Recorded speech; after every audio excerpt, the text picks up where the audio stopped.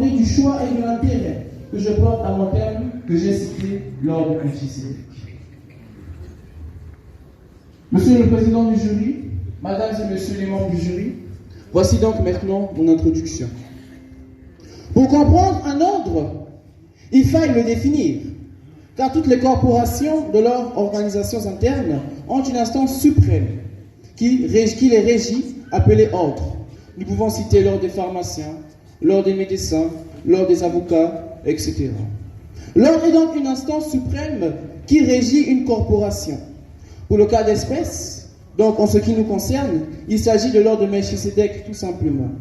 Parce que chaque loi comporte l'appellation de son initiateur.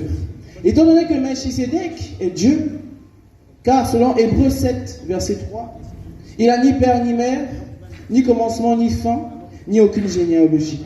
Si donc il existe un ordre pour notre corporation, où est son siège? Lequel le compose? Comment recrute-t-il? Et comment il fait partie? À présent, monsieur le président du jury, distingués membres du jury, je vous présente mon développement qui sera subdivisé en 3 parties, une thèse, une antithèse et une synthèse. Nous commencerons donc par la thèse. La thèse de mon mémoire est intitulée « L'ordre de Melchisédek régit les ministères ».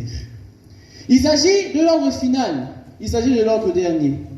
Et pourquoi il est dit final? Il est dit final tout simplement, c'est parce qu'avant l'ordre de Melchisédek, il y eut un ordre.